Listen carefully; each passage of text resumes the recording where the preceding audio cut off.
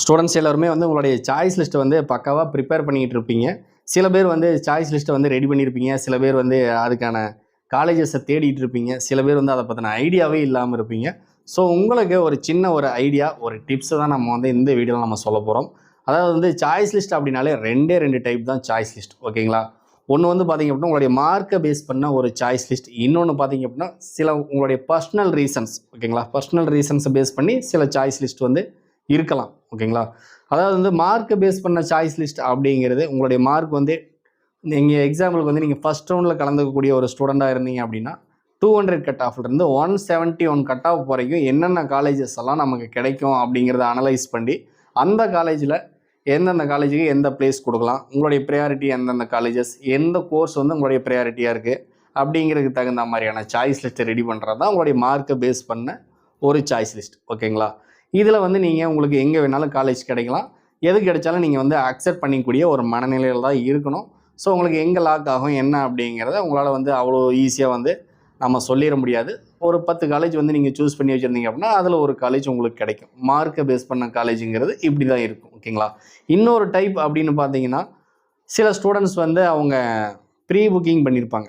அதாவது அவங்களுடைய எக்ஸாம் முடிஞ்ச உடனேயுமே அல்லது அவங்களுடைய ரிசல்ட் வந்த பிறகுமே சில காலேஜஸில் போய் நிறையா மேக்ஸிமம் ஸ்டூடெண்ட்ஸ் வந்து எனக்கு தெரிஞ்சு ப்ரீ புக்கிங் பண்ணியிருக்காங்க. ஆனால் அவங்க ப்ரீ புக்கிங் பண்ண காலேஜை வந்து அவாய்ட் பண்ணிவிட்டு மற்ற காலேஜஸை சாய்ஸ் ஃபில்லிங்கில் போடுவாங்க. சில காலேஜ் வந்து அவங்களோட ஐடி பாஸ்வேர்டு வாங்கிடுறாங்க.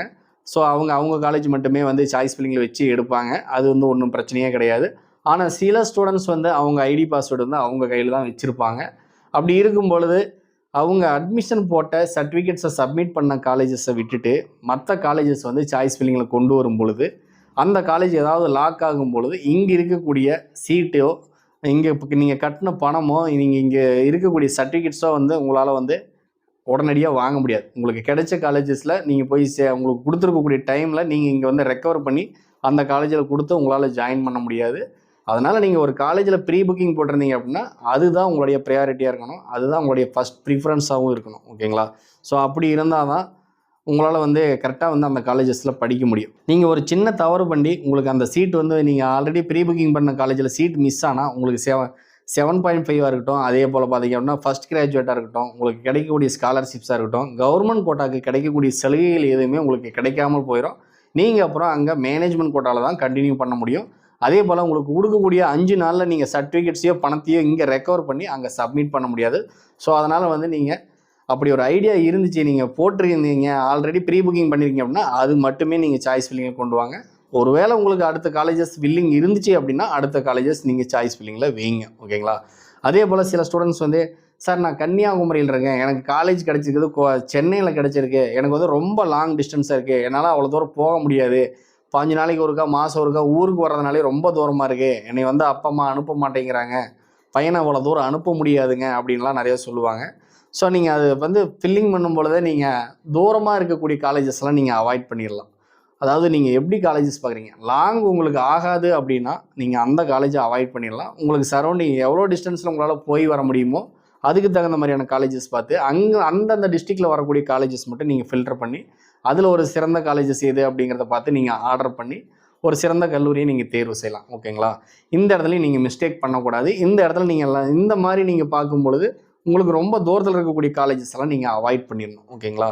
அடுத்ததாக பார்த்தீங்க அப்படின்னா சில ஸ்டூடெண்ட்ஸ் வந்து ஃபீஸ் வந்து எனக்கு லோ ஃபீஸில் காலேஜ் வேணும் அப்படிம்பாங்க. ஆனால் வந்து சாய்ஸ் ஃபில்லிங் பண்ணும்பொழுது டாப் டயர் 1 காலேஜஸ் எல்லாம் எடுத்து வச்சுருவாங்க. அப்படி வச்சு டயர் 1 காலேஜஸ் கிடைக்கும் பொழுது அவங்களுக்கு போன உடனே ஃபீஸ் கம்பல்சரி பார்த்தீங்க அப்படின்னா இந்த வருஷம் டயர் 1 காலேஜஸில் கவர்மெண்ட் கோட்டா ஃபீஸ் எல்லாமே 1.5 lakhs வரைக்கும் இருக்கும். கம்ப்யூட்டர் கோர்சஸ்க்கு கோர் பிரான்ச்சஸ்க்கு 1.2 lakhs வரைக்கும் ஃபீஸ் இருக்க போகுது, ஓகேங்களா? அதே போல் ஹாஸ்டலும் கம்பல்சரி 1 lakh அப்படிங்கிற மாதிரி தான் இருக்கும். கம்பல்சரி உங்களுக்கு வருஷம் 2.5 lakh வரைக்கும் உங்களுடைய செலவுகள் வரலாம். ஸோ இதுக்கு தயார் அப்படின்னா நீங்கள் டயர் 1 காலேஜஸ் எல்லாம் எடுக்கலாம், ஓகேங்களா? அதுபோக உங்களுக்கு பிளேஸ்மெண்ட் ட்ரைனிங் சார்ஜஸ்ஸு, டிரான்ஸ்போர்ட்டாக இருந்தால் டிரான்ஸ்போர்ட் எக்ஸ்பென்ஸு, அதே போல் ஹாஸ்டலாக இருந்தால் ஹாஸ்டல் வந்து 2-3 வெரைட்டிஸ் வச்சுருப்பாங்க. ஸோ நீங்கள் எப்படி எடுக்கிறீங்களோ அதுக்கு தகுந்த மாதிரியான எக்ஸ்பென்சிவ் வரலாம் உங்களுக்கு. ஸோ நீங்கள் இதெல்லாம் வந்து முன்கூட்டியே அனலைஸ் பண்ணி அங்கே என்ன செலவாகும், அங்கே நம்மளால் கட்ட முடியுமா அப்படிங்கிறத டிசைட் பண்ணி அதுக்கப்புறம் நீங்கள் அந்த காலேஜஸை சாய்ஸ் லிஸ்ட்டில் கொண்டு வாங்க, ஓகேங்களா? நீங்கள் நல்ல காலேஜ் தான், பெரிய காலேஜ் தான் அப்படிங்கிறதுக்காக நீங்கள் சாய்ஸில் வச்சிங்க அப்படின்னா ஒருவேளை உங்களுக்கு அந்த காலேஜ் கிடைக்கும் பொழுது உங்களால் வந்து அவ்வளோ ஃபீஸை கட்ட முடியல அப்படிங்கிற சுச்சுவேஷனில் கண்டிப்பாக வந்து அங்கே உங்களால் கண்டினியூ பண்ண முடியாது. அதனால் நீங்கள் இப்படி சாய்ஸ் ஃபில்லிங் பண்ணும்பொழுது அந்த பெரிய காலேஜஸ் ஃபீஸ் அதிகமாக இருக்கக்கூடிய காலேஜஸ்லாம் நீங்கள் அவாய்ட் பண்ணிடலாம். அதுக்காக நீங்கள் இப்போயே ஒவ்வொரு காலேஜோட ஃபீஸ் என்ன அப்படிங்கிறத கண்டிப்பாக நீங்கள் தெரிஞ்சுக்கணும்.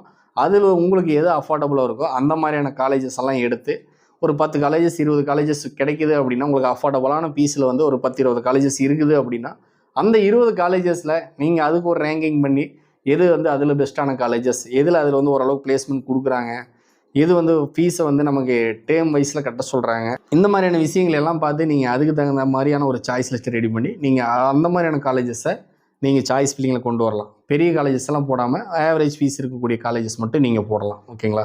அதே போல் வந்து பிளேஸ்மெண்ட் வந்து எதிர்பார்க்கக்கூடிய ஸ்டூடெண்ட் வந்து உங்களுடைய எக்ஸ்பெக்டேஷன் வந்து என்னவா இருக்கோ அதுக்கு மட்டும் நீங்கள் ப்ரிஃபரன்ஸ் கொடுங்க. ஓகேங்களா? நீங்கள் வந்து ஃபீஸ் லோவாக பார்க்குறீங்க அப்படின்னா ஃபீஸ் லோவாக இருக்க காலேஜஸ் வந்து கலெக்ட் பண்ணுங்கள். அதே போல் வந்து நல்லா ஸ்போர்ட்ஸ் வந்து உங்களுக்கு ஸ்போர்ட்ஸில் இன்ட்ரெஸ்ட் இருக்குது அப்படின்னா ஸ்போர்ட்ஸில் ஆக்டிவாக இருக்கக்கூடிய காலேஜஸ் மட்டும் நீங்கள் செலக்ட் பண்ணுங்கள். அதே போல் பார்த்தீங்க அப்படின்னா உங்களுக்கு பிளேஸ்மெண்ட் வைஸில் வேணும் அப்படின்னா நல்ல பிளேஸ்மெண்ட் ரெக்கார்ட் இருக்கக்கூடிய காலேஜஸ் மட்டும் நீங்கள் சாய்ஸ் ஃபில்லிங்கில் கொண்டு வாங்க. ஓகேங்களா? அதே போல் நீங்கள் டே ஸ்காலர் தான், டிரான்ஸ்போர்ட்டேஷன் எனக்கு இருக்கணும், டெய்லி நான் போயிட்டு வரணும், எனக்கு போயிட்டு வரக்கூடிய காலேஜஸ் தான் வேணும் அப்படின்னா உங்களுக்கு டிரான்ஸ்போர்ட் வசதி இருக்கக்கூடிய காலேஜஸ் மட்டும் நீங்கள் சாய்ஸ் ஃபில்லிங்கில் வைங்க.